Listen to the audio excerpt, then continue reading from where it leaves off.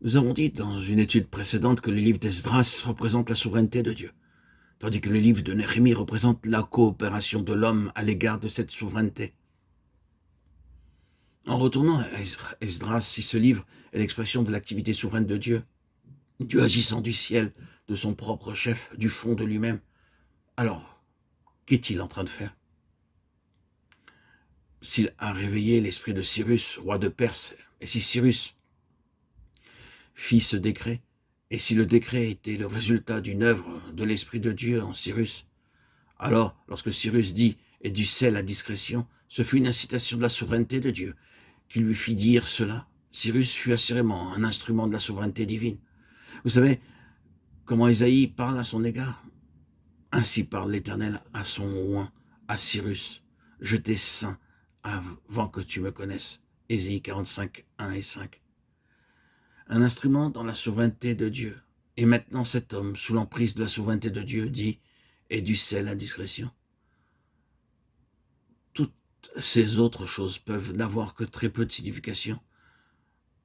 S'il n'y a point de sel, point de vitalité. Cet élément doit, pour ainsi dire, imprégner le tout. Dieu est en quête de ce quelque chose qui est plus que le cadre des choses. C'est quelque chose d'indéfinissable. Parfois, il vous arrive d'entendre des hymnes, quelques-uns des beaux et magnifiques hymnes interprétés sur des disques audio, ou des vinyles, ou des cassettes pour les anciens.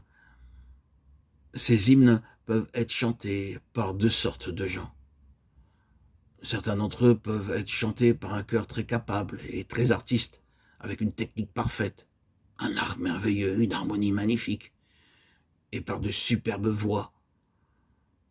Par ailleurs, d'autres peuvent ne pas être chantés avec toute cette habileté professionnelle, tout cet art, ou tout ce niveau vocal, et cette qualité de voix. Mais chaque fois, vous pouvez faire la différence entre ceux qui sont sauvés et ceux qui ne le sont pas.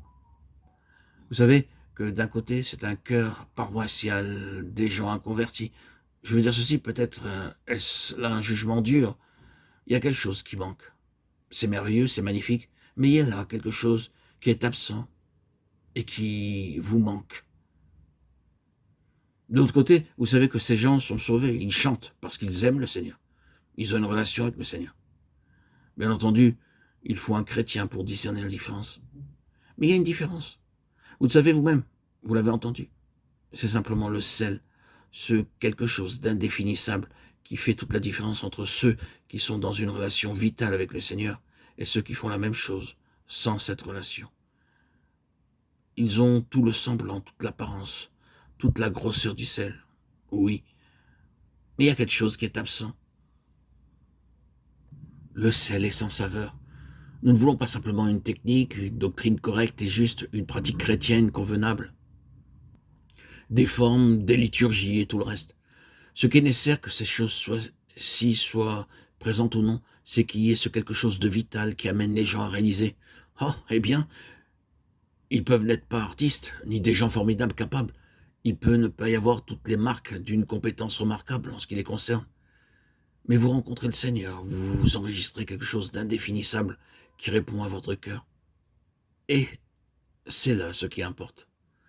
Le rétablissement de ce témoignage-là a plus d'importance que toutes les paroles, la phraséologie, la forme, la technique. Il est tout à fait possible d'avoir une technique et des églises néo-testamentaires, une doctrine et une pratique chrétienne, mais cependant, il manque ce quelque chose qui rend témoignage. Et c'est le témoignage qui doit être rétabli. Donc, nous voyons que le problème est celui de la vie. Or, en vue d'obtenir cela, Dieu doit souvent prendre des mesures très strictes. Il ne sera jamais satisfait par quelque chose de moindre à cet égard, peu importe ce qu'il peut y avoir d'autre. Il ne sera pas satisfait par moins que cela, et donc il sera prêt à faire passer la chose par le feu, même à sembler l'abandonner pour un temps, si par aventure il peut rétablir ce qui a été perdu. Il est le Dieu de la résurrection. Peut-être le Seigneur est-il en train d'agir sur cette ligne-ci avec quelques-uns d'entre nous. Il y avait davantage de sel à un certain moment qu'il y en a maintenant. Il y avait plus de mordants dans notre témoignage qu'il y en a maintenant. Le Seigneur peut nous conduire à travers une voie difficile, ou peut-être n'a-t-il jamais eu ce mordant que désirait le Seigneur. Et le Seigneur tente de nous enseigner qu'il est le Dieu de la résurrection, que nous sommes impuissants, inutiles, indignes, jusqu'à ce que Dieu lui-même agisse et que nous crions pour ce quelque chose que lui seul peut accorder. Quoi qu'il en soit, c'est ce que le Seigneur veut. Et il agira avec nous en toutes circonstances, de cette façon ou d'une autre, avec ce but en vue.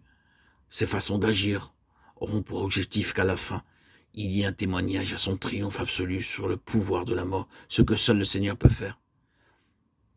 Et si vous ressentez aujourd'hui que vous en êtes là, que seul le Seigneur peut accomplir cela, croyez-moi, vous vous trouvez dans une position remplie d'espoir. M. Spurgeon disait une fois que si jamais vous ressentez qu'il faut un miracle pour réaliser une certaine chose, vous vous trouvez dans la position juste pour demander à Dieu de l'accomplir.